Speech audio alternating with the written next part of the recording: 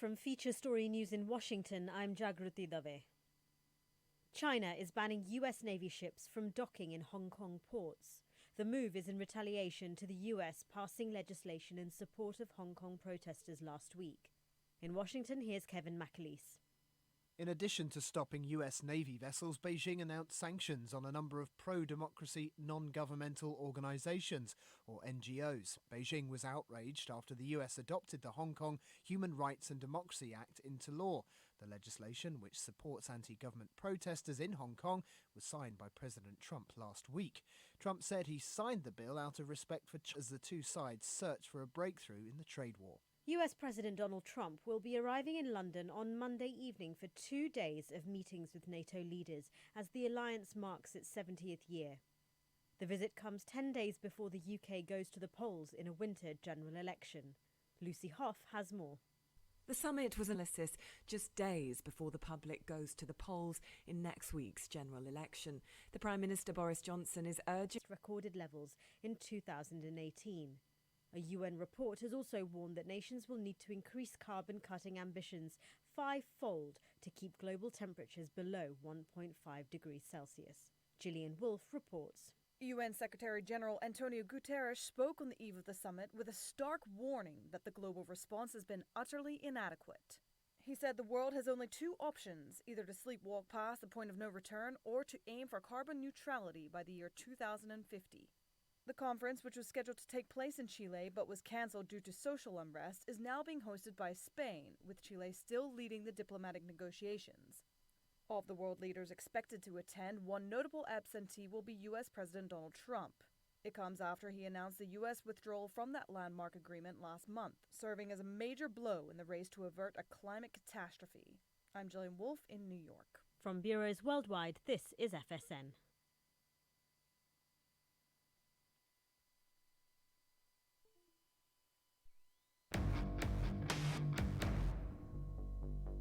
This is a test of the emergency podcast system. Activated by contract termination. Rumors of our demise are greatly exaggerated. Welcome to Stacy on the Right with your host, Stacy Washington. She's blessed to be a Bible-reading, gun-toting, Air Force veteran, wife and mom, righteously American.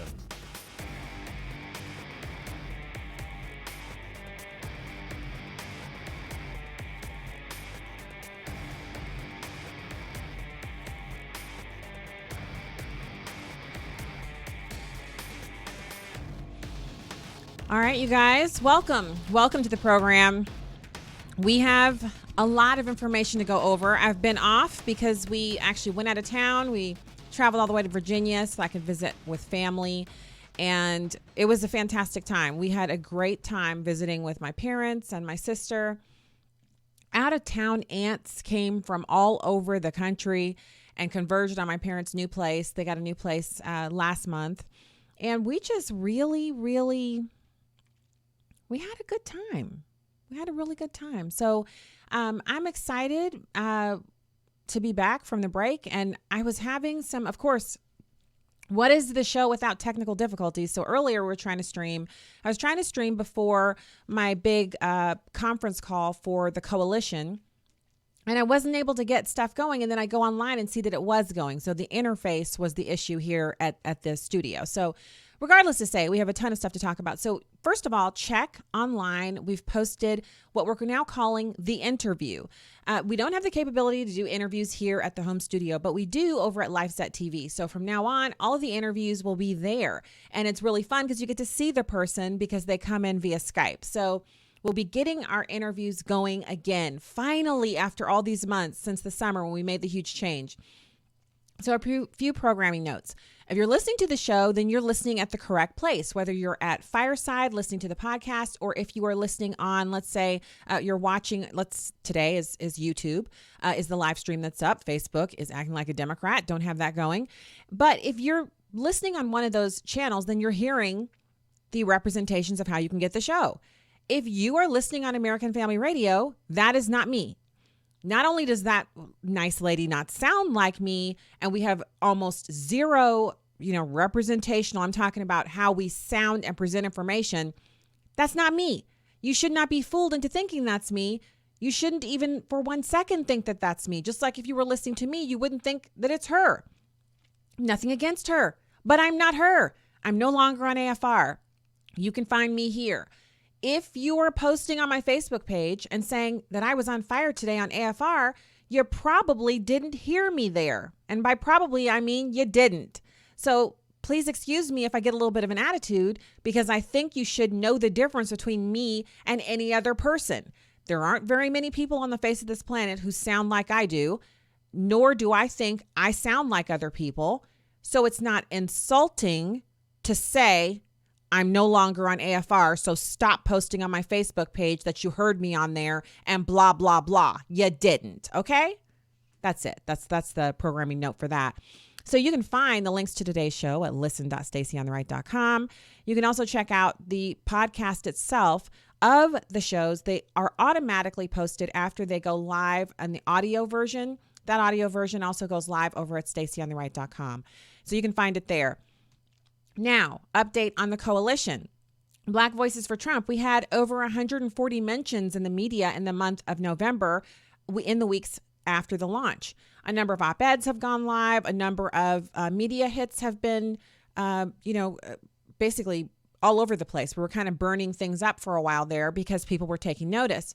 There are polls out there now showing that support for the president in the Black community is as high as 36%. These are not being widely distributed by media. Why? Because why would you want to tell people awesome things about President Trump? Why would the media want Black people to know that not only is it okay to vote for the president, but that other Black people are making that consideration as well? So I just want to point out that the Black community is most benefited by the policy of school choice. We're talking about charters, the other available options that are cropping up in neighborhoods across the country that are giving Black kids, Black families, minority kids, minority families, and white families living in inner city environments the opportunity to get their kids out of failed schools and into educational options that better suit their needs. Smaller schools with more accountability, with teachers who can be fired if they mess up because they don't have tenure. These are options that are coming available that Democrats want to take away from you. And if you want to keep those options, then you have to vote for somebody else. Democrats know that. That's why they're on the illegal alien tip so hard. They need to be with illegal aliens and have those people coming in and flooding to offset the number of Black voters who are dive bombing out of the Republican Party. Point blank match. Okay, that's it. So just know that and share it with people. If you have people in your life who are like, why would you vote for President Trump? Well, school choice is one. And if they're not impacted by school choice, it's the jobs, okay? It's the job market. It's the ability to go out and be able to fund living in America on your own, outside of the government, to make your own decisions, to have your livelihood be literally driven by what you can do, what you're willing to do, the work that you're willing to put in, to have that as an opportunity. Come on now. What's better than that? What could be better than that? I don't know. But we could see, huh? So today on the show, I want to dive into a couple of issues. First of all, I don't know if you guys saw that there is an amazing resignation letter from a top aide from Kamala Harris's campaign. And so Kamala Harris, just to update you, has been running around America saying that the reason why her presidential campaign hasn't taken off is because she's a Black woman and America's not ready for a Black woman president. Now, not only is Kamala Harris not Black like me, but she has absolutely no right to say that the reason why Americans aren't voting for her is because she's Black or a woman. Americans are willing to vote for whoever the most qualified person is. So for her to say that means that she doesn't have any other, she doesn't have a valid reason with which to be upset or not having the votes that are coming into her. They're not coming into her because she's not presented any viable options for her candidacy that include benefiting Americans. Americans are looking for someone to vote for that will do some things that they want. For liberals, a lot of what they want is really bad for them, but still they have some ideas. They have an idea of what they want. So here you have her top aide resigning. We're going to dig into that. We're also going to talk about the blistering response from the White House to Nadler's request that they participate in the impeachment hearing. We'll dive into that. And then we're going to probably, the show's not going to be a full hour today. I already explained that in some of the other discussions that we've had about how we're moving forward with the show. We're not doing Friday shows anymore. And we're also having the show straight through with no commercials, and we're getting the information and then moving on. Now, if you're watching on YouTube right now, you see I have on headbands. I did not have, obviously, a live stream yesterday to show off the headband of yesterday, but it was December 1st, and so there was a headband, and that picture is posted on Instagram and Facebook. So this is day 2 of Christmas headbands for Stacy on the Right Show. We've been doing this for a few years now, and it's super fun. And this is one of our new options. It's Christmas ornaments in a headband. You got to love that. All right. So first, let's delve into Senator Harris losing her staffer. And then we'll talk about Nadler's impeachment thing. Embarrassing for him, really. Super embarrassing. So you've got an aide on Senator Kamala Harris's presidential staff campaign.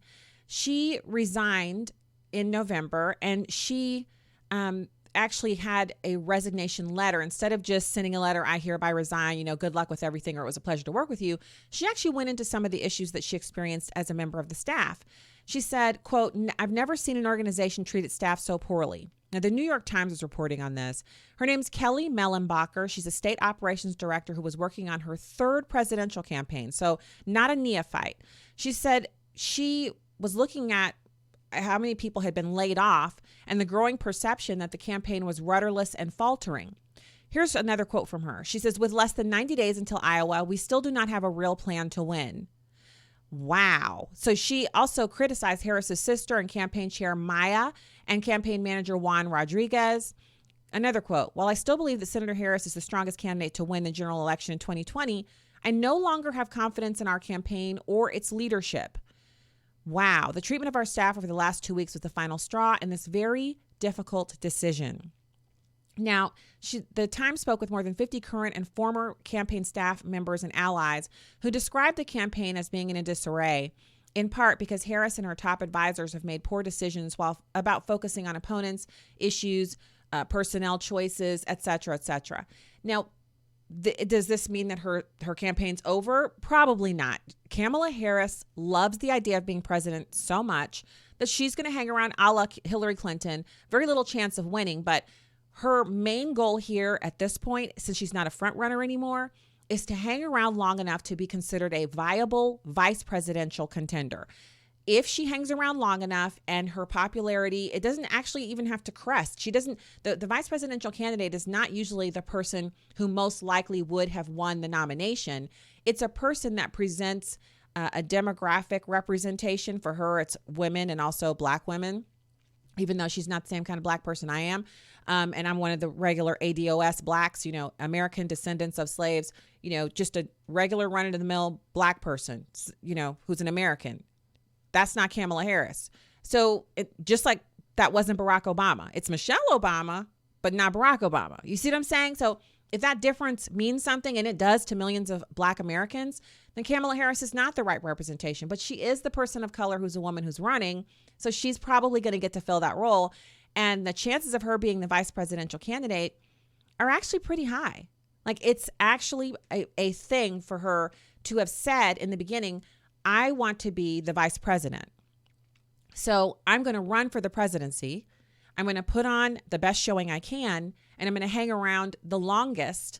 I'm not getting out of the race, and I'll be at every single debate. And as long as I can make a moment or have, a viral, question or answer, or even something that just goes viral, like me doing something and it becoming a meme, that's all I need to do to generate enough buzz to make sure that I'm one of the short list, like one of the 3 people, whoever the nominee is, will have to consider me as vice presidential candidate.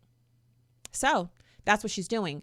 I think it's that it's the way the game is played. It does not represent her as someone who is actually representative of multiple tens of millions of Americans. Not at all. Because if she was, her candidacy wouldn't be faltering. If Black America was behind her, this whole resignation wouldn't be an issue. They would be raising more money. They wouldn't be laying off staff, et cetera, et cetera. So you can find the link to that there at the listen.stacyontheright.com. And then here's the other one, which I thought this is just brilliant on the part of President Trump and his campaign. And that is that the White House is rejecting Nadler's impeachment hearing invitation with a blistering response. So this is exactly what we would expect the president to do, right? He sent over this letter. White House counsel Pat Cipollone derided the baseless and highly partisan Democratic impeachment investigation in a 5-page letter that was sent out last night. So he's claiming that the Democratic-led effort violates all past historical precedent, basic due process rights, and fundamental fairness. The Trump lawyers zeroed in on Nadler's upcoming hearing, which is set to focus on the, quote, historical and constitutional basis of impeachment, but remains largely shrouded in mystery, meaning they're not following the rules of procedure and they're not following previous impeachment proceedings as precedent on how to basically conduct this one. Now, they've scheduled this hearing to go on while the president is actually overseas at the NATO leaders meeting in London, which has understandably upset President Trump. We understand from rumors and press reports, though not from any notice provided in your letter or in the official notice of hearing, that the hearing will consist of an academic discussion by law professors. We understand this to mean that your initial hearing will include no fact witnesses at all. Quote, we cannot fairly be expected to participate in a hearing while the witnesses are yet to be named, and while it remains unclear whether the Judiciary Committee will afford the president a fair process through additional hearings. More importantly, an invitation to an academic discussion with law professors does not begin to provide the president with any semblance of a fair process. Accordingly, under the current circumstances, we do not intend to participate at your Wednesday hearing. Cipollone argued that weeks of closed-door and public testimony conducted by Chairman Adam Schiff's House Intelligence Committee showed that President Trump has done nothing wrong and that there's no reason for Nadler to continue the investigation in his committee. Now, I know for one thing that we're all under the same impression here, right? We know that the president has done nothing wrong. We know that this is a sham, and we know that we're not receiving any kind of due process on behalf of really either side. Because if you think about it, you can't conduct an investigation into whether or not the president did, a high crime or misdemeanor, whether he committed one, without interviewing witnesses, putting them under oath, and allowing rebuttal witnesses so that you can hear both sides. So when I say that it's unfair to the president and to the people who are conducting the hearing, if there is anyone on the Democratic side who is serious about this, if Americans on the Democratic side of the aisle and moderates and anybody else who's interested actually want to know whether or not the president engaged in some kind of wrongdoing, everyone who's interested in actually finding that out is being done a disservice here. So the idea that it's just Republicans who are being harmed by this is completely wrong, and it's the incorrect way of thinking about this. What we want to do in all cases as Americans is, number one, we want to respect the fact that our Constitution has served us perfectly well this entire time that we've had a nation. And so anything that goes against that should immediately be suspect in our eyes, because as taxpayers, we've already paid for and are paying for the constitutional processes that are set up, and sticking to them means we're not wasting our money. Anything that goes outside of that means we are wasting our money. And if you spend the first quarter of the year or almost quarter of the year paying Uncle Sam before you earn your first dollar that goes to you, then you should be very concerned about that. Nextly, it makes our president, who represents all of us, whether you like it or not, just the way Barack Obama represented all of us when he was the president, which is what made his bowing and scraping to world leaders such a problem. If you're an American citizen, President Trump represents you as well. And when he's overseas at NATO and they're conducting basically an academic discussion in the House Judiciary Committee, this is a complete obfuscation of what they're supposed to be doing. Congress controls the purse strings. They're supposed to be voting on, first of all, the MCTA, the Mexico-Canada trade agreement that's supposed to replace NAFTA. This is important work that they have to take up before they're done for the season. There are so many other things I could go into. We're actually going to be coming right out of Christmas, going into the State of the Union. Do you understand what the State of the Union address is supposed to be? It's not supposed to be a rebuttal to impeachment allegations. It's not supposed to be a partisan, flim-flam, exercise. The State of the Union is where the president discusses with the American people before members of Congress and the Supreme Court of the United States and their invited guests exactly where the nation stands on all of the most pertinent issues impacting every single American. It's not just a show. It's not just a way to either, elevate some people or smack other people down. It is an important address that the president makes to the nation. And he makes it on a yearly basis because we deserve to hear from him. He's the commander-in-chief, chief executive. We deserve to hear from him. So that's where we're going here. We have, obviously, there's going to be a recess. There are only a few days left. I think 8 days left where Congress and the Senate are going to be around to do any work. Then they're going to head back to their districts and have some time off with their families and with their constituents. They'll be doing some local meetings and things like that. But that's it for voting and actually getting stuff done in D.C. After the holiday, they will return and they'll be working. But they're also going to have some funding things that are going to be going on. And there's a whole list of activities that they're going to be engaging in. Passing the MCTA before they go out for the break would set the stage for hitting the ground running, prepared to tackle new issues in January. So the reason they're not doing that, because the MCTA vote would give President Trump another win. It would give him another way to describe to the American people how he has their economic interests at heart and the interests of tens of thousands of Americans who've seen NAFTA destroy their livelihoods and their towns. All of those people would be given a second wind, which helps the president. So what's more important to Democrats, helping the president or harming him and Americans because they don't want to see him reelected? Well, clearly the Democrats have that as their primary interest, not helping Americans. Does that tell you anything about who you should be voting for in November? I think it does.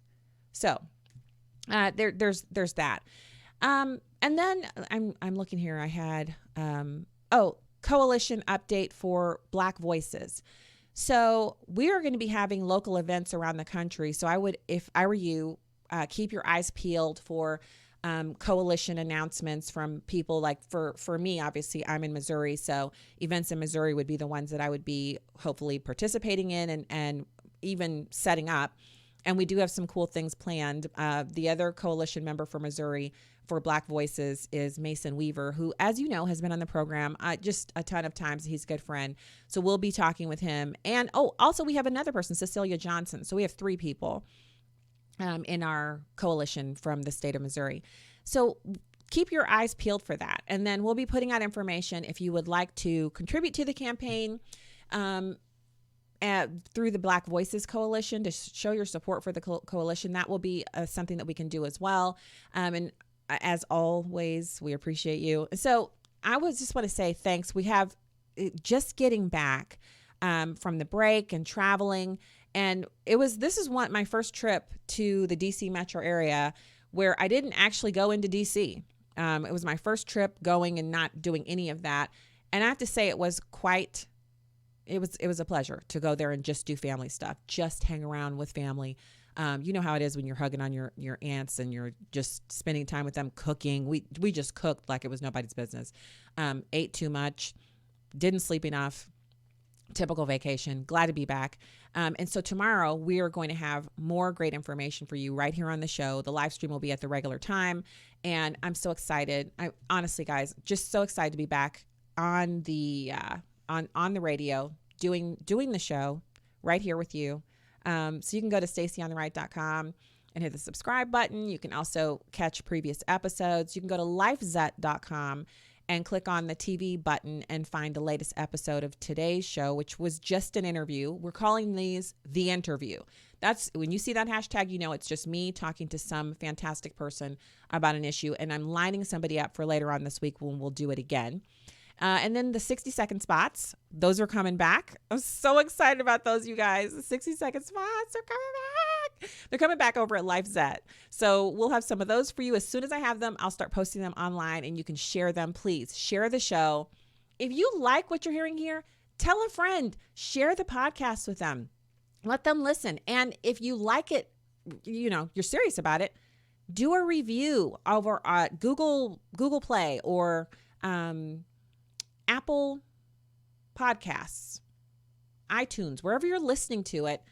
Put a review in there And that helps us move up in the rankings, so more people will see the show. So hopefully that would be something that would happen, and it'd be good. So that is all that I have for you today. We will have a much more full and deep conversation tomorrow on Stacy on the Right. And it's just been a pleasure to be with you. Yeah.